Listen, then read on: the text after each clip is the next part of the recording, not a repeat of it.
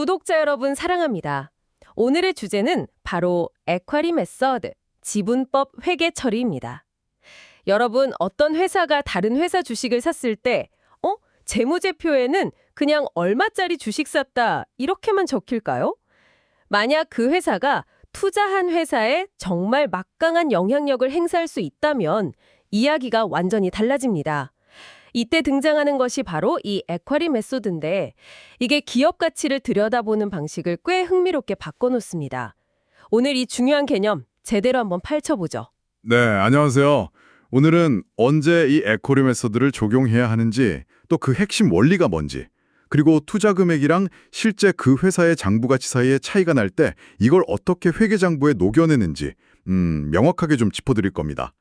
여기서 가장 중요한 키워드는 바로 significant influence, 즉 유의적인 영향력입니다. significant influence라? 유의적인 영향력. 흥미로운데요?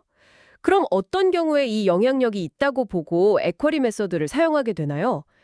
단순히 지분을 많이 가졌다고 다 적용하는 건 아닐 것 같은데요. 네, 맞습니다. 일반적인 가이드라인은 의결권 있는 주식의 한 20%에서 50% 사이, 이 정도를 보유할 때 significant influence가 있다고 간주합니다. 근데 이건 어디까지나 일반적인 기준일 뿐이고 절대적인 건 아니에요. 그럼 20%가 안 되더라도 그 실질적인 영향력이 있다면 에쿼리 메소드를 쓸 수 있다는 말씀이시군요.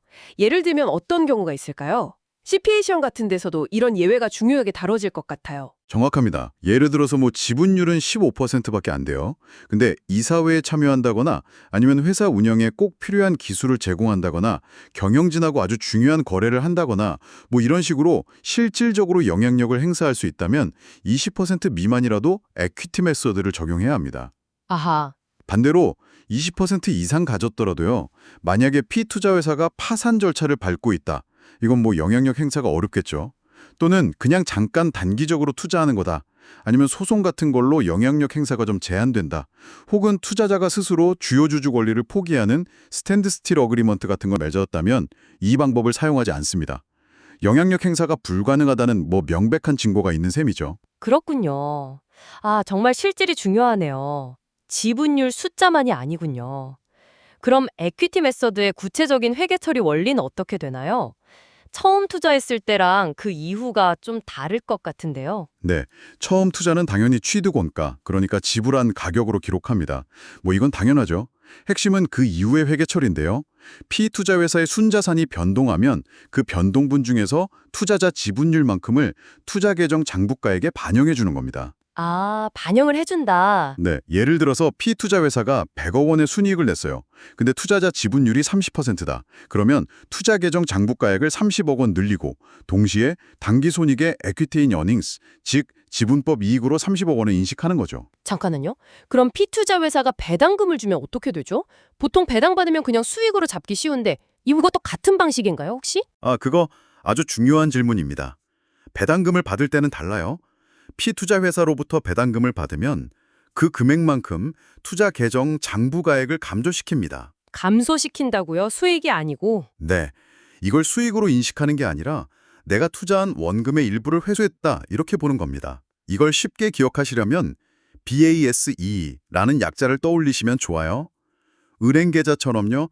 기초잔액 비기닝 밸런스에다가 지분 해당 이익 add earnings을 더하고 지분 해당 배당 subtract dividends를 빼면 기말잔액 엔딩 밸런스가 나오는 그런 구조입니다. 아하. 배당은 이익이 아니라 투자 회수다. 베이스. 네, 기억해 두겠습니다. 근데 보통 회사를 살 때 지불하는 가격이랑 그 회사 장부에 적힌 순자산 가치, 그러니까 북밸류랑 딱 맞아떨어지진 않잖아요. 이 차이는 어떻게 설명하고 또 어떻게 처리해야 하나요? 맞습니다. 그 차익, 그러니까 투자 금액, 구매 가격과 취득한 순자산의 장부 가치, 북밸류 간의 차이는 크게 두 부분으로 나눠볼 수 있습니다. 첫째는 P투자 회사가 가진 자산들의 공정가치, 페어밸류와 장부가치, 북밸류의 차이 때문이고요. 둘째는 이 차이로도 설명되지 않는 나머지 금액. 이게 바로 굿윌, 영업권입니다.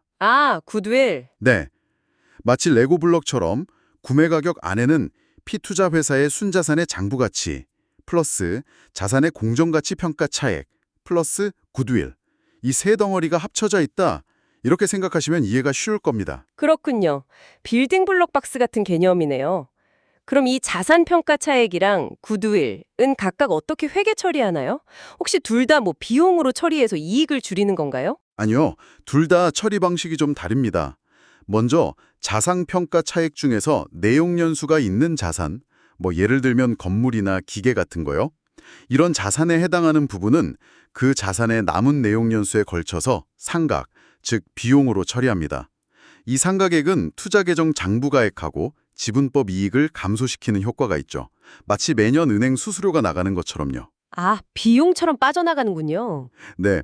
근데 토지처럼 내용연수가 무한한 자산 관련 차액은 상각하지 않습니다. 그리고 굿윌은요? 굿윌은 상각하지 않습니다. 굿윌은 상각 안 한다고요?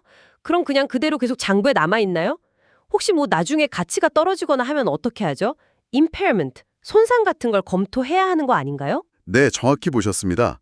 굿윌 자체를 개별적으로 상각하거나 손상 검사하지는 않아요. 하지만 이 굿윌이 포함된 에퀴티 메서드 투자 자산 전체에 대해서는 주기적으로 impairment, 즉 손상 징후가 있는지 검토해야 합니다. 만약에 투자의 공정가치, fair value가 장부가치 아래로 뚝 떨어지고 그 하락이 그냥 일시적인 게 아니다, other than temporarly라고 판단되면요. 그때 손상사손을 단기손익으로 인식하고 투자 계정의 장부가치를 공정가치로 감액합니다. 확 낮추는 거죠. 아, 감액하는군요. 여기서 중요한 점은 미국 회계 기준 USGAAP에서는 한번 인식한 손상사손은 나중에 공정가치가 다시 회복되어도 이걸 다시 되돌릴 수 없다는 겁니다. 환입이 안 돼요. 나중에 주식을 더 사서 시그니피컨트 인플루언스를 갖게 되면 어떻게 하죠? 과거 재무제표를 막 다 고쳐야 하나요? 소급해서? 아니요, 그럴 필요 없습니다. 영향력을 갖게 된 시점부터 전진적으로 적용하면 됩니다. 소급 적용은 없어요. 기존에 가지고 있던 투자의 장부가치에다가 추가로 취득한 원가를 더해서 새로운 투자 원가를 계산하고요. 그 시점부터 에퀴티 메서드를 적용하는 거죠. 아, 전진적으로? 알겠습니다. 자, 그럼 오늘 내용 한번 정리해 보겠습니다. 이 에퀴티 메서드라는 건 단순히 지분율 숫자가 아니라 영향력이라든 그 실질을 회계에 담아내는 방법이군요. 투자한 회사의 이익이나 배당에 따라서 내 투자 가치가 실시간으로 변동하고 또 처음 투자할 때 발생한 가격 차이, 특히 자산의 공정가치 차액 같은 거는 꾸준히 비용처럼 반영해줘야 하고요. 그리고 굿윌은 상각은 안 하지만 전체 투자 자산의 impairment, 즉 손상 가능성은 항상 열어두어야 한다는 점. 네, 잘 알겠습니다. 네, 맞습니다.